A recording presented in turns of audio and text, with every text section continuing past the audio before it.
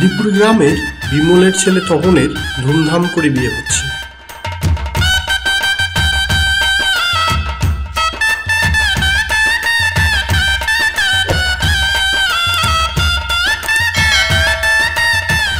বিয়েতে অনেক আত্মীয় স্বজন ও বন্ধু বান্ধবকে নিমন্ত্রণ করা হয়।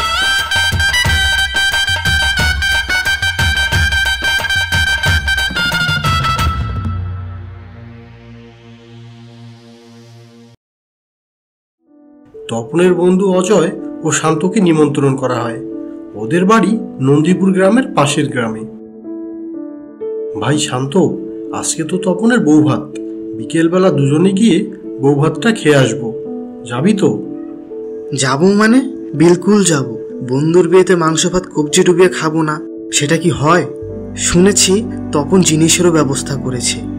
এই সুযোগে রথ দেখা কলা বেচা দুটোই হবে। বিকেলবেলা একসাথেই যাও। তাহলে ওই কথাই থাকলো, বিকেলবেলা একসাথে যাব।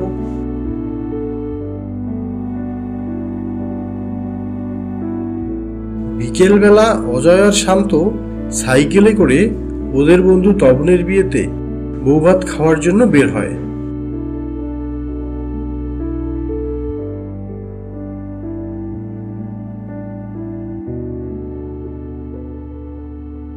যাই বলিস, আজ কিন্তু খাওয়া দাওয়াটা জোশ হবে, সাথে জিনিসও আছে। বেশি রাত করা যাবে না, বর্ষাকাল, কখন বৃষ্টি আসে। খাওয়া শেষ করে একটু গল্পগুজব করেই বাড়ি ফিরব। অজয়, দেখ দেখ বটগাছটা কত সুন্দর, একটু থামা না, দু একটা ফটোশুট করে যাই। আরে দেরি হয়ে যাবে তো, আকাশ খারাপ, তাড়াতাড়ি যেতে হবে। আরে ধুর, দেরি হলে হবে, ফিরতে রাত হলো তাতে কি? আমরা কি মেয়ে মানুষ নাকি যে ভূতে ধরবে? তারা একটা বটগাছ দেখে সেটার নিচে দাঁড়ায়। নে, এবার ঝটপট দুটো ফটো খিঁচে দিয়ে দেখি। দুজনে মিলে মোবাইলে ছবি তুলতে থাকে।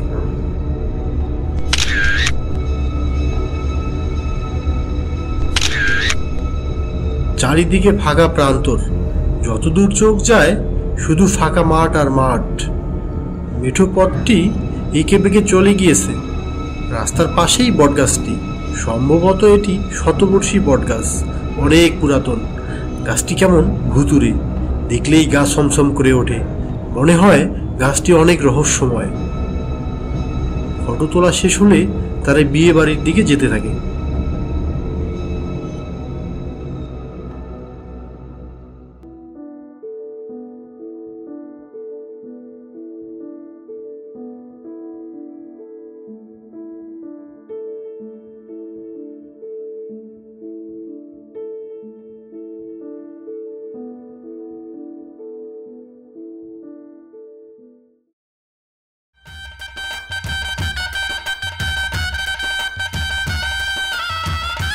এই তো বিয়ে বাড়িতে এসে গেছি, চল ভিতরে যাই।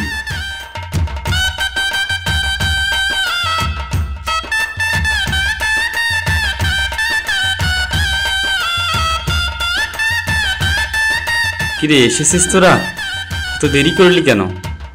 আর বলিস না, পথে একটু দেরি হলো। নে, এবার ঝটপট খেয়ে নে দেখি। খাওয়া দাওয়া শেষ করে আড্ডার গল্প গুজবে অনেক রাত হয়ে যায়।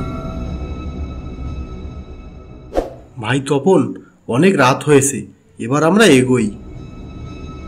অনেক রাত হয়েছে, যাবি যখন যা তাহলে। আর আমাদের গ্রামে নানা রকম ভূতের গল্প শোনা যায়। রাস্তায় বেশি দেরি করিস না, সোজা বাড়ি চলে যাবি।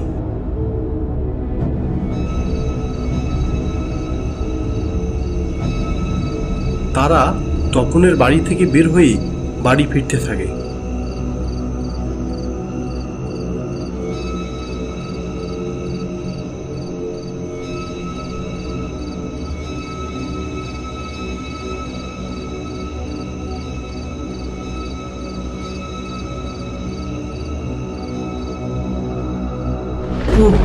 কি গুটগুটে অন্ধকার, সামনে তো দেখাই যাচ্ছে না ভালো করে। কি রে অজয়, হঠাৎ আকাশটা তো খারাপ করলো কেন? একটু আগেই তো ভালো ছিল, মনে হচ্ছে এখনই বৃষ্টি নামবে। তারা সেই বট গাছের কাছাকাছি আসতেই আকাশটা যেন ভেঙে পড়ার উপক্রম হলো। ঘন ঘন বিদ্যুৎ চমকাতে লাগলো, সাথে সাথে বৃষ্টি পড়াও শুরু করলো।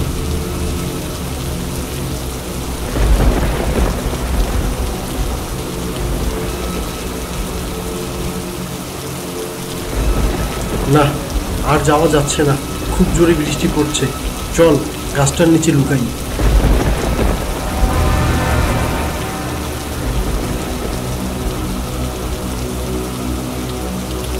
তারা দুজনে সেই বট গাছটার নিচে গিয়ে দাঁড়ায়।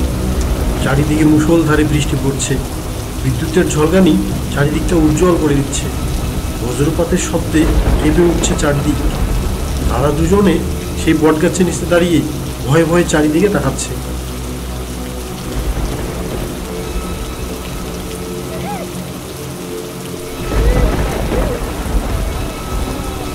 কিছুক্ষণ দাঁড়িয়ে থাকার পর তারা খেয়াল করলো বট গাছ থেকে কিরকম অদ্ভুত সব শব্দ শোনা যাচ্ছে। শান্ত বলে ওঠে, অজয়, কিছু শুনতে পাচ্ছিস? কই না তো। মনে হচ্ছে বট গাছের ভেতর থেকে একটা কান্নার আওয়াজ ভেসে যাচ্ছে। এটা বৃষ্টির শব্দ হবে হয়তো।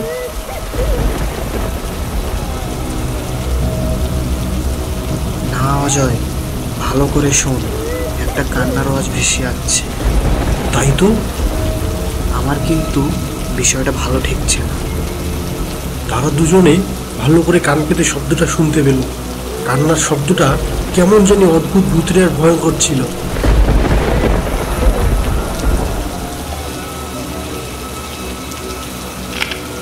এমন সময় একটা ডাল হঠাৎ করে ভেঙে পড়ল। অজয় বলে উঠল, এখানে বেশিক্ষণ থাকা ঠিক হবে না আমাদের, বৃষ্টি একটু কমলেই পালাবো আমরা। এসব বলতে বলতে হঠাৎ করে শান্ত চিৎকার করে উঠল। মুহূর্তেই তারা দেখল কঙ্কালের মতো কিছু একটা বটগাছ বেয়ে নিচে নামছে। এমন সময় কঙ্কালের মতো কিছু একটা তাদের দিকে কেমন নাচতে শুরু করল। হয়তো মানুষের রক্ত পান করবে এই আনন্দে সে নৃত্য করছিল। এবার বুঝি তাদের আর রক্ষে নেই, প্রাণটা বুঝি নিয়েই নিল। কঙ্কালটা নাচতে নাচতে তাদের দিকে এগিয়ে আসছিল। এটা দেখে ভয়ে তাদের প্রাণ যায় যায় অবস্থা। এই দৃশ্য দেখে দুজনের মাথায় যেন বজ্র ভেঙে পড়ে।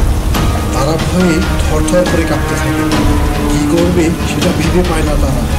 পরক্ষণে অজয় সাহস করে শান্তের হাতটা ধরে সাইকেলটার কাছে দৌড়ে আসে। তারা কোন দিকে মাথা দিয়ে সাইকেলটা নিয়ে খুব জোরে চালাতে থাকে।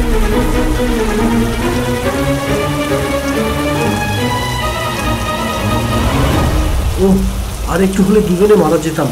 বট গাছে ভূত ছিল, সেটা তো আমরা জানতাম না। হ্যাঁ ভাই, ঠিকই বলেছিস, একটু হলেই গলাটা মটকে দিত আমাদের। জোর বাঁচা বেঁচে গেছি গো। চল ভালোই ভালো বাড়ি ফির।